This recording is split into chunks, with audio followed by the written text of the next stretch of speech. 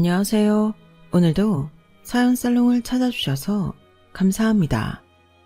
저는 지방의 한 작은 마을에 있는 60대 중반의 여성이에요. 저는 작년에 이 나이에 인생 공부를 다시 하는 경험을 했어요. 원래 저랑 남편이 서울에서 살다가 이곳에 왔는데요. 여기서 지역 이기주의의 끝판왕을 만났거든요. 지역 이기주의라고는 했지만 그 사람들 빼면 다 좋은 분들이라 그냥 못돼 먹은 인간들이라는 말이 맞겠네요. 특히 부녀 회장이라는 여자가요. 어디를 가나 이상한 사람은 꼭 있다고 하잖아요. 그게 이런 인심 좋을 것 같은 동네도 마찬가지더라고요. 그러니 저처럼 귀농을 한다거나 귀촌을 계획하고 계시는 분들이 있다면 오늘 제 이야기를 잘 들어주시면 좋을 것 같아요. 저와 남편은 둘 다 교사였어요. 남편은 중학교 교사였고 저는 초등학교 교사였는데 같은 재단에 있는 학교라서 담 하나를 사이에 두고 있었죠. 학교 자체가 달라서 평소에는 만난 적이 없었는데 남편 동료 교사가 저희 사이에 다리가 되어주었어요. 저와도 친분이 있던 영어 선생님이었는데 저와 남편이 잘 맞을 것 같다고 해서 저희 부모님, 남편 부모님께 연락을 했고 그렇게 정식으로 선을 봤네요. 두 사람 다 학교 선생이라 함께 대화할 주제도 많았고 남편이 자상한 사람이라 좋았어요. 결혼해서 저희는 딸을 하나 두었고 정말 남부럽지 않은 하루하루를 보냈어요. 딸의 매일 자라는 모습이 저희 부부의 기쁨이고 행복이었어요.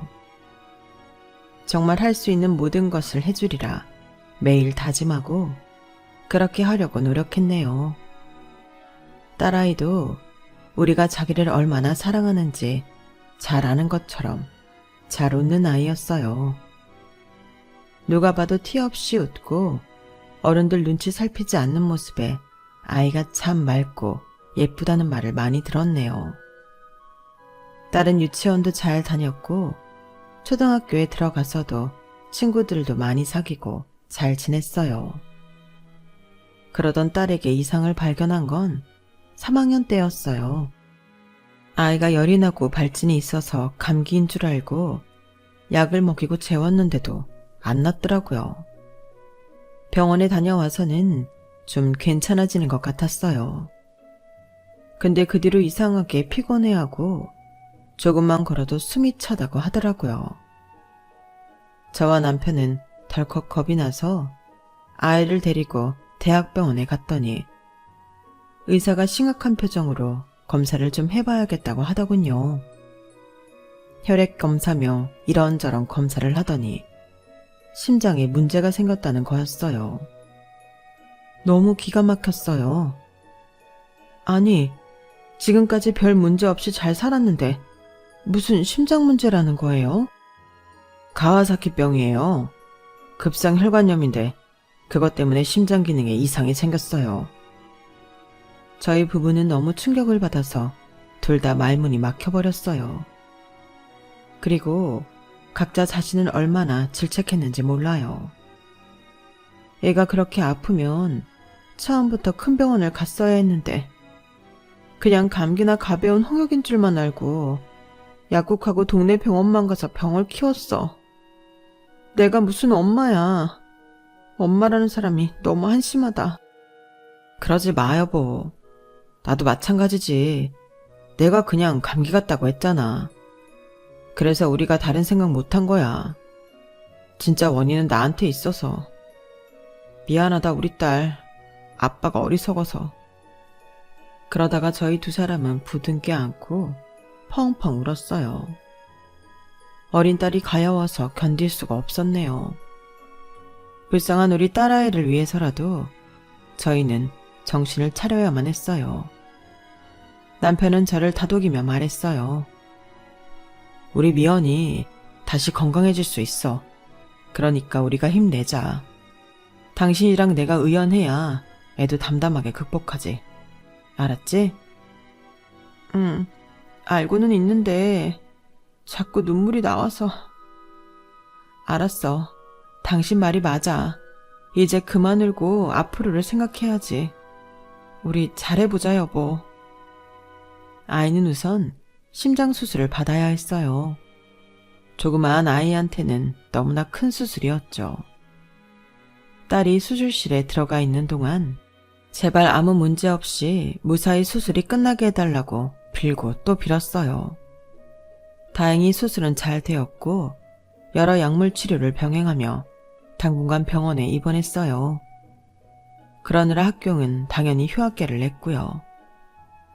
퇴원 후에도 한동안은 운동도 제한해야 하고 일상생활을 회복하는 데에 시간이 필요해서 저 역시 휴직계를 내고 아이 옆에 붙어서 내내 병간호를 했어요. 아이는 친구들처럼 학교에도 가고 뛰어놀고 싶어 했지만 그러려면 좀 더 시간이 필요했어요. 미연아, 조금만 참고 운동시간 점차 늘리고 숨 안 차게 되면 친구들하고 놀 수 있어. 학교도 다시 가고. 그러니까 병원 잘 다녀야 돼. 알았지? 병원 너무 싫은데. 병원만 가면 죽을 것 같단 말이야. 입원한 사람들 보면 나처럼 다 아픈 것 같고. 다 싫어. 그 사람들도 다 미연이처럼 나으려고 하고 있는 거야. 의사 선생님이 치료해주는 거잖아. 미연이도 그래서 점점 나아지고 있는 거고. 지금까지 잘했잖아. 미연이 끝까지 잘 다닐 수 있어. 엄마가 있잖아. 엄마 옆에 있는데 뭐가 무서워? 그럼 엄마가 나 안 죽게 지켜줄 거야? 딸아이가 순진한 눈망울로 그렇게 말하는데 어찌나 가슴이 아프던지.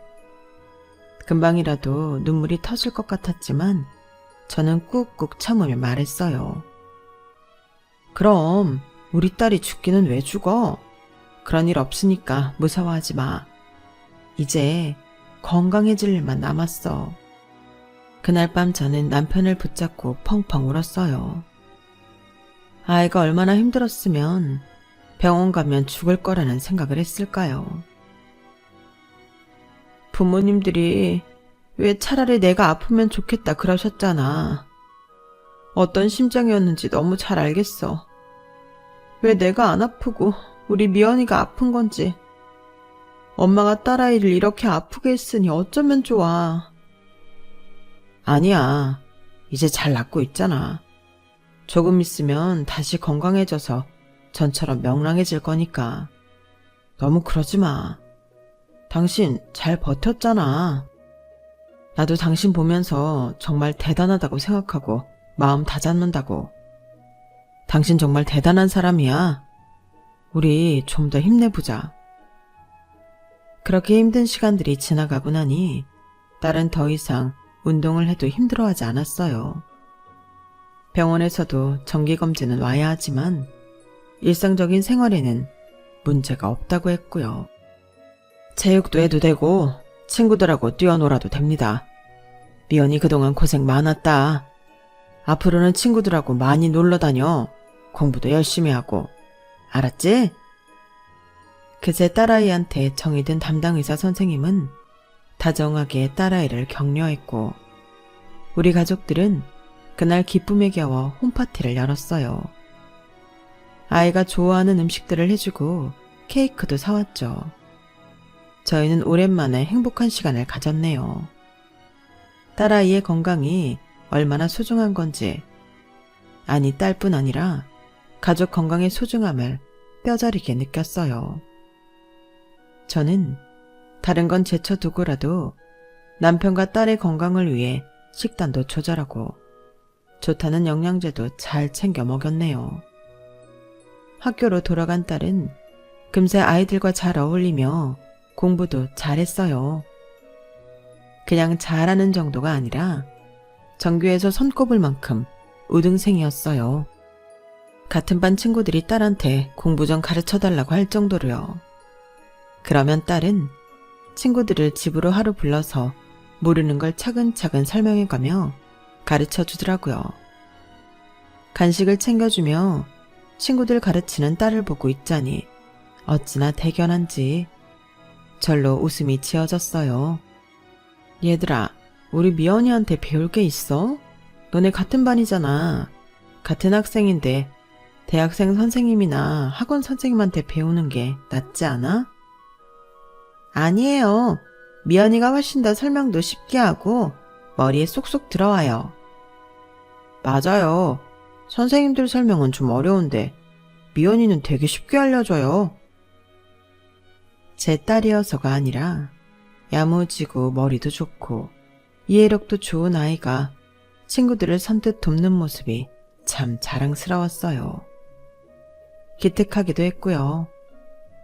고등학교 때까지도 늘 주변에 친구가 많았고 도움을 청하는 아이들에게 기꺼이 손을 내밀었던 딸은 법대에 가겠다고 했어요.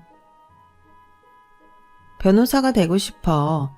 나는 돈 잘 벌어서 엄마 아빠한테 효도도 하고 싶고 어려운 사람들 무료 변론도 해주고 싶어. 좋은 법무법인 중에 공익 변론 많이 하는 데도 있대. 그렇다고 돈 안 벌고 살 수는 없잖아. 현실적인 것까지 생각하는 건 정말 좋은데 엄마 아빠보다 너에 대해 먼저 생각해. 아니 엄마. 나 어릴 때 아파서 엄마 아빠 고생 많이 한 거 알아. 병원비 많이 들어가서 힘들었잖아. 그리고 자식은 나 하나뿐인데 내가 듬직해야지. 아이가 아프고 나서 너무 성숙했다 싶을 정도로 박지만 진중했는데 이렇게 속이 깊을 줄은 몰랐어요. 저와 남편은 그게 안타까우면서도 예쁘기만 했죠. 딸아이는 무난하게 좋은 대학의 법학과에 들어갔어요. 그때 저는 학교에서 주임을 맡고 있었는데 학부모들 때문에 꽤 스트레스가 많았어요. 저희 세대가 지금보다 더 학생들 위에 군림하고 교사들 마음대로 했을 것 같은데요. 꼭 그렇지도 않아요. 자기 아이만 특별히 잘 봐달라고 하는 학부모에 다른 애들을 너무 무시해서 문제가 된 학생과 학부모 등 지금이나 그때나 문제는 매 한 가지였어요. 선생들 사이의 일 분배나 조율도 해야 했고요. 당시 저는 한 학부모한테 꽤나 시달렸는데요. 3학년이고 전학을 온 여학생의 어머니였는데 젊은 축에 속했어요. 자기 아이 담임이 딸아이를 원하는 대로 대우해주지 않는다면서 툭하면 찾아왔어요. 저한테 담임한테 징계 같은 거라도 하기를 바라던데 아무 잘못도 없는 선생을 징계할 수는 없는 노릇이었어요. 저도 딸 하나 가진 엄마로 그 마음을 이해하려고 최대한 친절하려고 했지만 힘든 건 사실이었네요. 저는 그저 우리 딸 공부하는 거 바라보고 우리 가족 행복한 시간들만 떠올리며 그런 시간들을 버텼어요. 딸은 너무나 기특하게도 대학 졸업 전에 사법고시에 합격하여 연수원에 들어갔어요.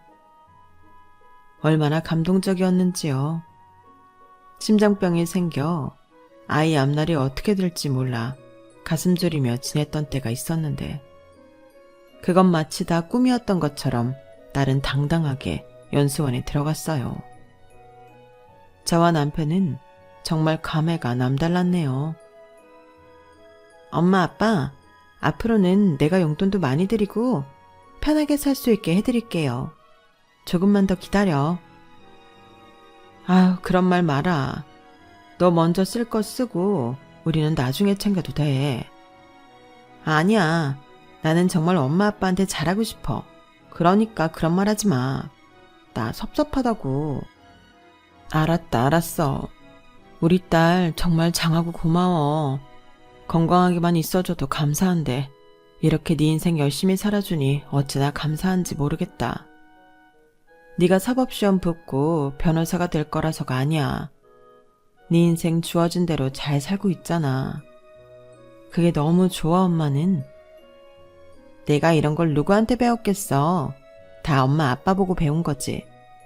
엄마 아빠가 인생을 대하는 태도를 보면서 깨달은 게 많아. 힘든 사람 절대 모르는 척하지 않고 주어진 일도 성실하게 했잖아. 늘 긍정적으로 생각했고 나는 내 병도 그래서 나았다고 생각해. 정말 너무 철든 소리를 하는데 남편도 저도 목이 메었어요. 저희를 이렇게 감동시키는 자식이라니 진짜 고생한 보람이 있었어요. 딸은 연수를 잘 마치고 좋은 법무법인에 들어가서 새내기 변호사 생활을 시작하게 되었어요. 어찌나 일을 열심히 하는지 차 타고 집에 왔다 갔다 하는 시간도 아껴야 할 것 같아서 저희가 회사 근처에 작은 오피스텔을 얻어주었네요. 딸은 어떤 사건을 맡든 선배 변호사가 무슨 일을 시키든 성심성의껏 열심히 했어요. 밤을 새는 것도 마다하지 않았죠. 저는 딸이 몸을 상하면서 일하는 걸 바라지 않아 걱정을 많이 했어요. 하지만 딸은 걱정하지 말라며 저를 안심시키더군요. 엄마, 우리 다 이 정도는 밤새면서 일해. 그리고 쉴 때는 또 확실히 잘 쉰다고. 나 건강 위해서 많이 노력해. 밥도 자극적이고 조미료 많이 들어간 거 안 먹으려고 하고 야채도 많이 먹고 현미밥도 일부러 찾아서 먹어. 운동도 꾸준히 하고. 그러니까 내 걱정하지 마. 나는 엄마 아빠가 나이 들어서 운동 잘 안 하시는 것 같아 걱정이야. 운동 좀 해. 아빠 보고도 하라고 하고. 딸아이 잔소리에 저는 운동을 시작했지만 남편은 아침에 동네 휙 돌고 공원 산책하고는 운동 끝났다며 다른 거 하기를 귀찮아했어요. 어쨌든 그래도 둘 다 건강검진 문제 없었으니 크게 신경을 안 썼네요. 딸은 법무법인에서도 점점 인정받기 시작해서 2년이 되고 3년이 되면서 더 중요한 사건들을 맡기 시작했어요. 그러면서도 공익변호도 계속했고요. 그것만큼은 누구보다 열심히 하는 딸이었어요. 시간이 지나 남편이 정년퇴직을 하고 몇 년 후 저도 정년퇴직을 했어요. 딸은 일한다고 바빠서 결혼을 안 하다가 저희가 정년퇴직하고 얼마 안 돼서 좋은 사람을 만나 결혼하게 됐죠. 그러고 났더니 정말 할 일을 다 한 것 같더라고요. 남편도 인생의 숙제를 다 마친 기분이라고 했어요. 이제 우리 여행이나 다니면서 인생 즐기자고. 당신도 고생 많았어. 지금도 미연이 때문에 가슴 졸이는 거 아는데 이제 안 그래도 될 것 같아. 옆에 떡하니 김서방도 있잖아. 그래요, 맞아. 당신 말대로 이제는 한시름 났어요. 당신 수고 많았어요. 당신도 수고했어. 이제 우리 둘만의 시간을 가져보자고. 하지만 남편의 뜻대로 되지는 않았네요. 인생이란 게 언제 어디서 무슨 일이 터질지 모르잖아요. 남편은 뜻밖의 위암 판정을 받게 됐고 바로 수술을 받아야 했어요.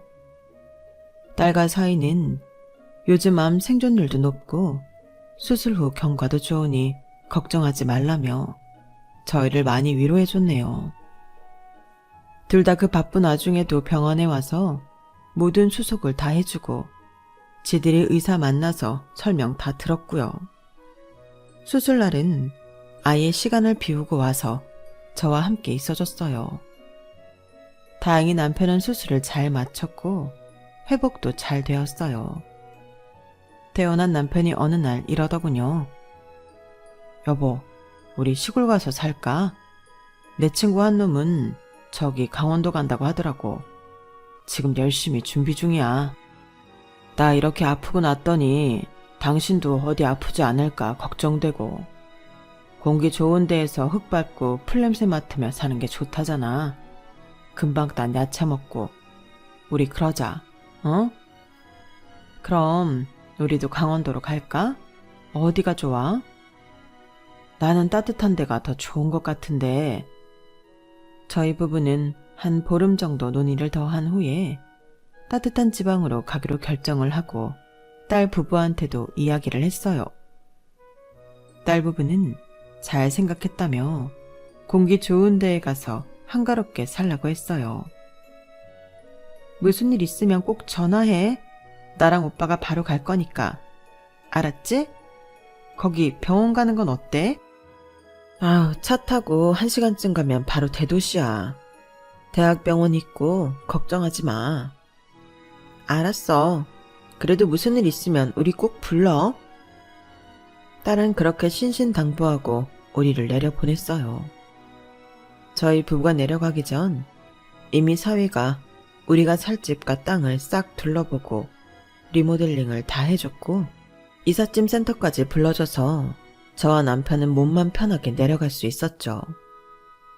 이삿짐 센터 직원들과 열심히 짐을 나르고 정리를 좀 한 다음에 다 함께 가까운 데에 있는 식당에 가서 밥을 먹고 왔더니 저랑 비슷한 나이의 여자가 대문 밖에서 저희 집을 기웃거리는 게 보였어요. 저는 얼른 가서 인사를 했어요. 안녕하세요. 동네 분이세요? 저희 여기 이사 왔어요. 앞으로 잘 부탁드려요. 그러게. 얼마 전까지 공사한다고 이 주변 아주 복잡하게 만들고 보통 불편을 끼친 게 아닌데 살 사람들은 보이지도 않아서 뭐 하는 사람들인가 궁금했네요. 내가 여기 부녀회장인데 그간 불편하게 한 것도 있고 마을 사람들한테 미리 양해도 안 구했잖아요. 저희 불편한 값으로 오늘 30만 원만 받읍시다. 보자마자 이런 말을 하는 부녀회장이라뇨. 저와 남편은 황당해서 서로를 쳐다보았어요. 남편이 좋은 말로 이렇게 말했어요. 아, 네, 회장님이시군요. 안녕하세요. 저랑 집사람은 서울에서 학교 선생을 하다가 정년 퇴직했어요. 제 건강 문제도 있고 집사람도 더 건강하게 아프지 않고 살았으면 해서 이렇게 오게 됐네요. 그동안은 저희 사위가 여기 공사 책임자와 소통해 왔어요. 그래서 인사가 늦었네요.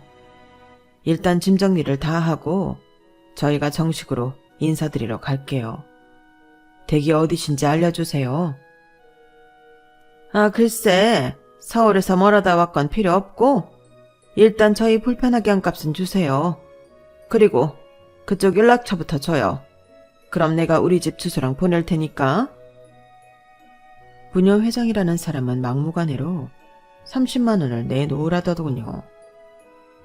어이가 없었지만 이사 오고 첫날부터 괜히 감정 상하기 싫고 첫 시작을 잘하고 싶은 마음에 제가 돈을 보내주겠다고 하니 바로 현금으로 달라는 거였어요. 어쩔 수 없이 가지고 왔던 비상금에서 30만 원을 내줬네요. 부녀회장은 일방적으로 제 번호를 알아가서는 정말로 자기 집 주소를 보냈어요. 저녁 먹기 전에 인사를 오라나요? 참나. 저랑 남편이 그렇게 오래 교직 생활을 하고 많은 교감 교장을 거쳤지만 이런 사람은 없었어요. 세상 어느 권력자보다도 더한 것 같았죠. 아무튼 우리는 잘 지내고 싶은 마음에 짐 정리를 하다 말고 저녁 5시쯤 부녀회장 집을 찾아갔어요. 주소가 나와 있어도 집들이 드문드문 있고 주변에 알아볼 만한 특징 있는 건물이 없어서 찾는 데에 좀 애를 먹었어요. 부녀회장 집은 그 근처에서는 꽤 크고 좋은 3층 빌라의 3층이었어요. 근처 슈퍼에서 음료수 세트를 사서 들고 갔는데 부녀회장은 고맙다는 말도 없이 받아들더니 이렇게 말했어요. 여기는 서울하고 달라서 학교 선생이었던 대단한 사장이었던 뜨내기는 뜨내기예요. 알겠어요? 있을 동안만이라도 협조 잘 하시라고요. 회장님, 저희 오래 있을 생각입니다. 남은 여생 계속 있을 수도 있고요. 그건 두고 봐야 하는 거고 그 바깥 양반은 좀 조용히 하시고 한 사람 나랑 얘기 좀 해요. 부녀회장은 아무 말 안 한 남편을 무안하게 만들더니 대뜸 저를 보았어요. 보니까 집 뒤편으로 땅이 꽤 넓던데 울타리를 산 입구 전까지 쳤더라고요. 그 땅 다 산 거예요? 아, 예. 저희가 울타리 친 데까지는 저희가 산 거 맞아요. 그거 다 어떡하시려고? 서울 사람이 밭일을 제대로 할 줄 알겠어요? 그러지 말고 그 텃밭을 우리 부녀회에 기증해요. 아니면 마을회관이나 그럼 우리 할 일 없는 아줌마들이 자기들 먹고 싶은 거 심어서 각자 가져갈 테니까. 저희도 다 계획이 있어요. 잘하지는 못해도 거기 허브농원처럼 만들려고 하고요. 무작정 저희 땅을 기증하라고 하시니 왜 그러시는 건지. 왜라니? 우리가 편하게 놀 데가 필요하니까 그렇지. 노는 거라면 마을회관이나 양로원 같은 데가 있잖아요. 엄연히 저희 땅이고 저희 집 거실에서 훤히 다 보이는데 누가 우리 집 마당에서 그러고 있으면 저희가 편히 쉴 수 있겠어요? 그건 좀 지나친 요구 같으시네요. 여기 사람들이 평생 농사 짓고 일만 했다 생각하죠? 아니거든요. 저희도 일하는 사람이나 하지 안 그런 사람도 많아. 그래서 심심풀이로 밭을 가꿀 것도 필요하고 어쨌든 생각해놔요. 그리고 지금부터 마을회관 이용할 거죠? 안 그래도 우리가 어제 바로 전기시설 다시 수리하고 에어컨도 새로 들였거든. 마을에서 일괄적으로 40만 원씩 다 걷었으니까 그쪽도 40만 원 내요. 내가 계좌 보낼 테니까 거기로 모레까지 보내요. 늦지 마요. 그러더니 대문을 닫고 들어가 버렸어요. 저희는 황당해서 그날 저녁 먹을 생각도 못하고 여기 내려온 걸 잘한 건지 고민을 했네요. 남편은 이렇게 말했어요.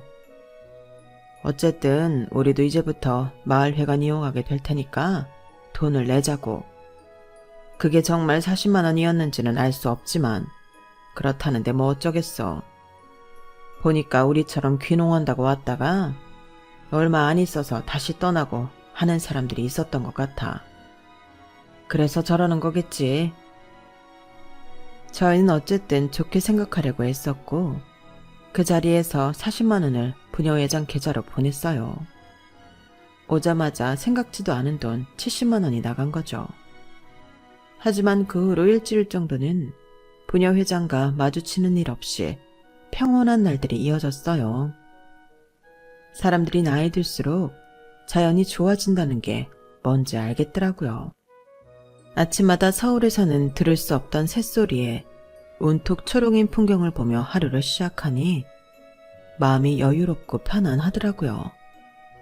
서울에는 없는 벌레들도 있고 불쑥 튀어나오는 동물들도 있었지만 이게 다 흙이 있고 풀이 있고 숲이 있어서라고 생각하니 너그러워지더라고요. 주말에 찾아온 딸 부부도 저희가 편해 보인다며 잘됐다고 좋아했고요. 딸내가 하루를 자고 다음날 떠난 후에 처음으로 마을 회관 갈 일이 생겼어요. 경로잔치 회의를 한다고 문자가 왔더라고요. 그런데 저희가 마을 회관 마당에 들어서자마자 한 남자가 저희를 가로막았어요. 새로 이사 오신 분들이죠? 차 있어요? 아, 예. 있는데 오늘은 안 가져왔어요.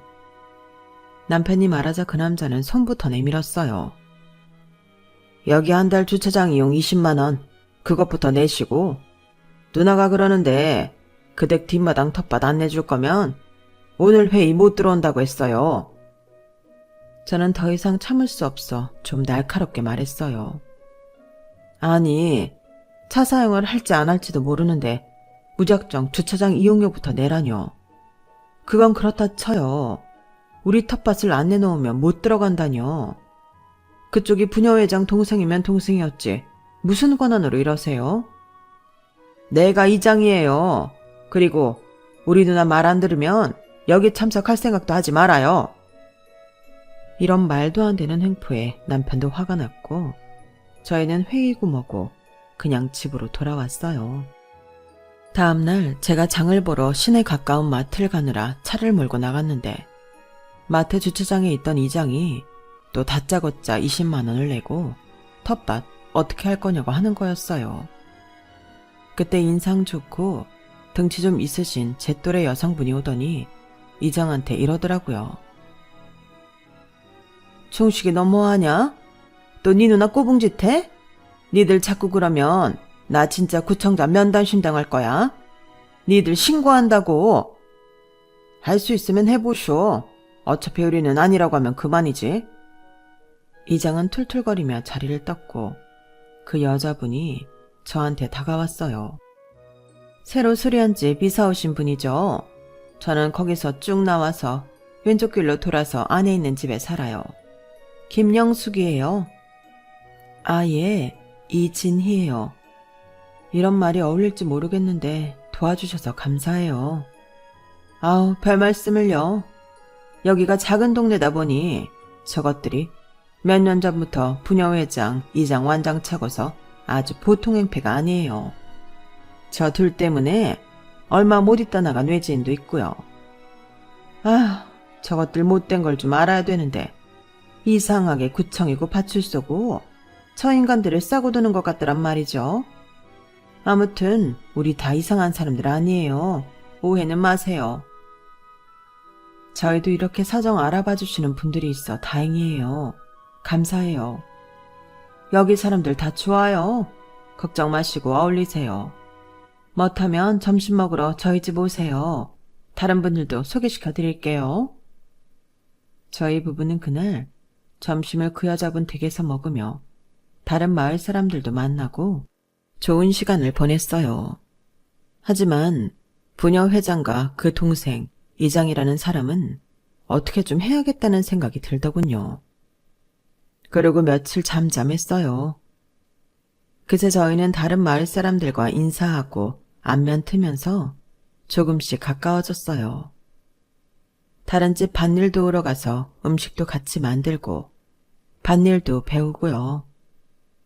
한 번은 시선이 느껴져서 돌아보니 마을 사람들과 어울려 웃고 있는 저희를 노려보는 부녀회장이 서 있었어요. 어쨌든 부녀회장 파워가 있으니 몇몇 분들은 저희와 어울리지 않으려고도 했는데요.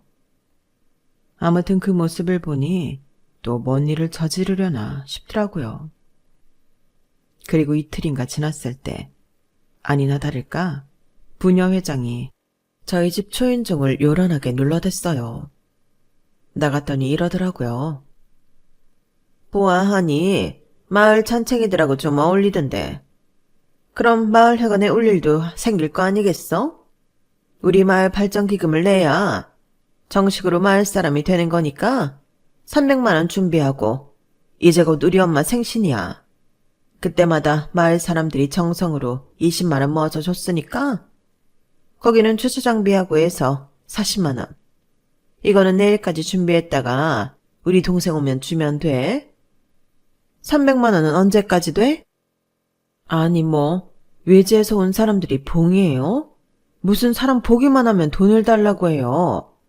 주차장비는 뭐가 됐든 필요한 거니 줄 수 있지만 대거머니 생신비용을 달라뇨. 그리고 발전기금은 어디다 쓰는데요? 그거 여기 사람들 전부 300만 원씩 냈어요? 그거 계좌로 보내라는 거 아니죠? 저번에 저희한테 돈 받을 때처럼 따로 현금으로 달라는 거죠? 어디다 어떻게 쓰는지 알아야겠어요. 그러기 전에는 못 줘요. 아니 어디 남의 동네 와가지고 뻔뻔하게 그냥 눌러 살려고 들어. 댁들 오기 전에 우리가 이 마을 지키고 가꾼 게 얼만데 어디다 대고 내역서 같은 걸 요구하는 거야? 말하는 걸 보니 왕년에 회사 좀 다니며 일해본 사람 같은데 그런 경력으로 동네 사람들 위에 서서 괴롭히는 게 아닌가 싶더군요. 사실 저는 그때 부녀 회장을 보고 휴대폰 녹음 기능을 켜고 주머니 속에 숨겨서 나갔거든요. 다 녹음이 되어 있었죠. 이걸로 어떻게 해보고 안 되면 저희도 이 동네 생활을 포기하고 나가야겠다고 생각했어요. 저는 슬쩍 마트에서 처음 저를 도와줬던 분에게 물어봤더니 고개를 흔들더라고요. 아, 나라고 안 해봤겠어? 그래도 마을에서 말 좀 해본다는 사람들이 위에다가 얘기해봤지. 근데 왜인지 후지부지 넘어가더라고. 저와 남편은 참 고민이 됐어요. 이런 게 시골의 폐쇄적인 면인가 싶더라고요. 어쨌든 공공기관에서는 작은 마을에서 일어나는 일까지는 관여하고 싶지 않은 것 같더라고요. 그렇게 며칠 저희 부부가 생각 중인데 누가 저희 차 앞 유리에 잔뜩 흙을 뿌려놓았더군요. 너무 화가 나서 블랙박스를 봤더니 그 부녀회장 동생이라는 이장이더라고요. 저와 남편은 바로 두 사람을 찾아가서 따졌어요. 그랬더니 밑도 끝도 없이 발뺌이었어요. 우리가 했다는 증거가 어디 있어? 증거 여기 다 있어요. 요새 블랙박스로 다 찍히는 거 몰라요? 제 말에 부녀회장은 움찔하는 것 같더니 뻔뻔하게 이러더라고요. 그러니까 왜 우리 엄마 생일 비용하고 300만 원 안 내나? 이 동네 사람들 다 주는 걸. 굴러온 돌들이 왜 물을 흐리고 안 주느냐고. 아예 앞까지 쓰면서 앞으로 여기서 편히 못 산다며 으름장을 놓는데 저와 남편은 말이 통하지도 않고 피곤하기도 해서 집으로 돌아왔어요. 이거는 힐링이 아니라 없던 병까지 생길 지경이라서 진짜 다 놓고 가버릴 생각을 했는데 그날 밤에 딸아이한테서 전화가 왔어요.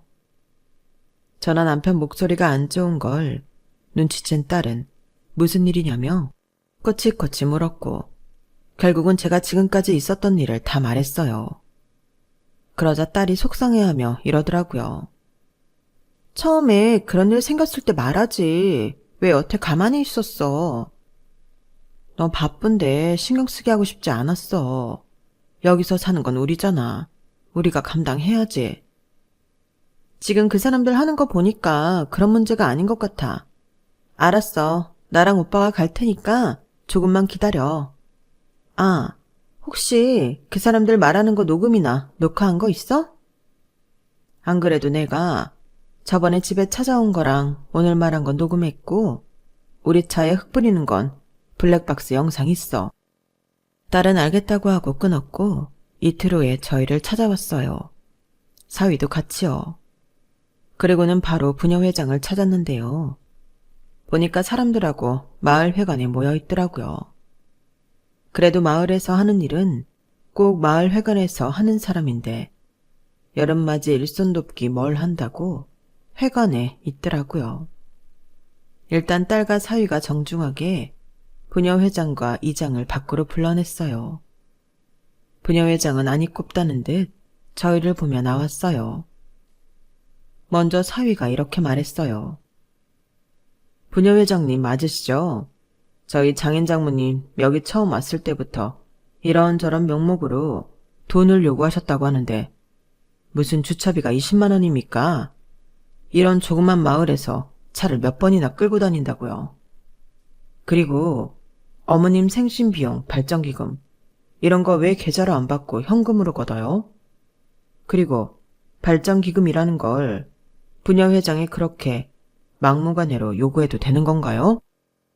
외지인은 빠져. 이건 우리끼리 해결할 문제고 여기서 살 사람들이 마을 발전 위에 못 돕겠다면 나가야 되는 거 아니겠어?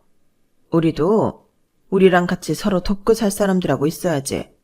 그럴 마음 없으면 소용없어. 그게 부녀회장 권한입니까? 아닌 것 같은데요. 공공기관에서 내려온 문서라도 있어요? 이거 횡령 착복 맞는 것 같은데요. 내역서랑 관련 조항 보여줄 수 없으면 제가 직접 여기 관할 경찰서에 가서 말하는 수밖에 없네요. 그러자 부녀회장은 깔깔 웃으며 이렇게 말했어요. 아이고, 어디 해봐. 그게 통하나. 내가 그 바닥 공공기관에서 30년을 일한 사람이야.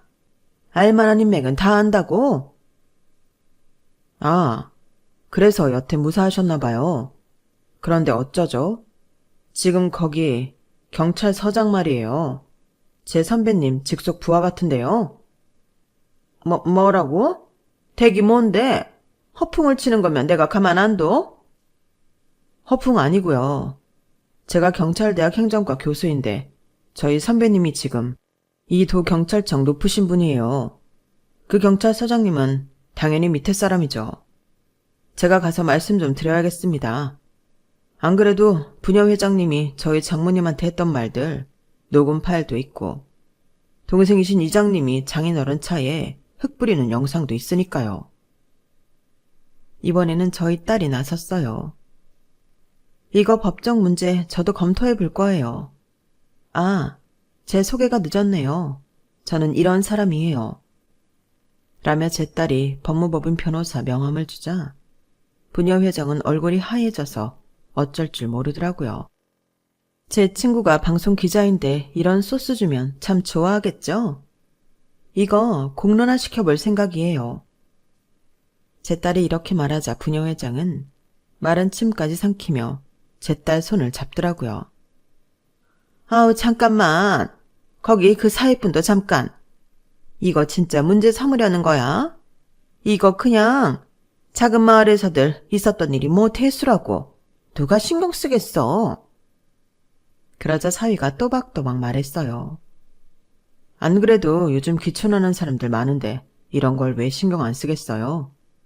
아픈 노인들이 귀농해서 요양하며 살겠다는데 오히려 스트레스 받으며 병 생길 상황이잖아요. 막무가내로 돈 요구하는 시골 텃세 한두 푼도 아니고 300만 원씩이나 현금으로 직접 달라고 하면서 사용 내역도 없다고 하니 이건 문제가 되고도 남습니다. 그러자 부녀회장은 저를 보며 이렇게 말했어요. 아, 이거 내가 없던 일로 해줄 테니까 어떻게 자식들 좀 말려봐. 어? 제가 왜요? 저희한테 얼마나 함부로 했어요. 텃밭 내놓으라고. 안 그러면 알아서 하라는 식으로 처음부터 그랬잖아요. 저는 더는 못 참아요. 이거 우리 사위의 힘을 빌려서라도 제가 제보할 수 있는데 다 제보할 거예요. 그러자 부녀회장은 싹싹 빌기 시작했어요. 내가 잘못했어. 다 없던 일로 할 테니까 이거 좀 그냥 넘어가줘. 같이 얼굴 보면서 살아야 되는데 이런 일 만들어서 서로 뭐가 좋겠어? 그러자 딸이 따끔하게 말했어요. 그쪽에서 먼저 얼굴 보기 불편하게 그런 말도 안 되는 일들만 벌였어요. 그래서 여기서 얼마 못 견디고 나간 사람들도 있다던데요. 그런 식으로 생각하면 어떤 사람들이 귀촌을 해서 살겠어요? 각오하고 계세요. 그제야 부녀회장은 갑자기 존댓말을 하며 아예 무릎을 꿇었어요. 아우, 제가 잘못했어요. 내가 주민센터에서 일 좀 해서 그냥 다 관행이려니 하고 그랬어요. 주민센터에서 일한 사람이 이런 걸 관행이라고 생각하다니 더 심각하네요. 바로 경찰서장을 만나러 가야겠어요. 사위가 따끔하게 말하자 부녀회장은 급하게 자기 동생을 불러 같이 무릎을 꿇게 하고 싹싹 빌었어요.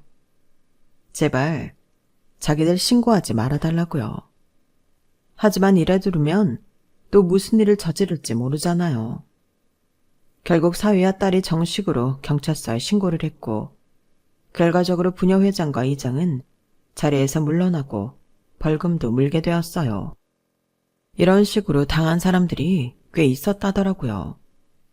결국 파출소 내와 공공기관에서 부녀회장 집안 편의를 봐준 사람들까지 징계를 받게 되었네요. 그리고 새로운 부녀회장은 저희를 제일 먼저 도와준 분이 되었어요. 이장도 다른 분이 되었고요. 그러고 나니 진짜 마을 공기가 달라지더라고요. 참 신기하죠. 그제야 순진했던 마을분들은 부녀회장과 이장한테 돛 뜯긴 이야기를 하나둘씩 하더라고요. 뜯기는 줄도 모르고 달라고 하니 줬던 거였죠. 아무튼 그 사람들은 기가 죽어서 찍소리도 못하고 지냈고 마을 사람들과도 잘 어울리지 못하고 있네요. 저희는 평온한 일상을 되찾고 원했던 생활을 할 수 있게 되었어요. 어릴 적 저와 남편 없이는 걷지도 못할 때도 있었던 제 딸이 이렇게 저희 든든한 힘이 되어주니 참 감사한 일이죠. 아무튼 저희는 지금 잘 지내고 있어요. 딸하고 사위도 한 달에 2-3번은 꼭 찾아오고요. 저희와 함께 여행도 다니고요. 혹시라도 귀촌을 생각하고 계신 분이 있다면 저희 이야기를 잘 참고하시길 바랄게요. 무조건 맞춰주는 게 능사는 아닌 것 같네요. 그럼 제 이야기는 여기서 마치도록 할게요. 들어주셔서 다들 고마워요. 행복하세요. 여러분, 사연 댓글에 응원과 현명한 조언 부탁드려요. 좋아요와 구독은 저에게 큰 힘이 됩니다. 오늘도 좋은 일 가득하세요.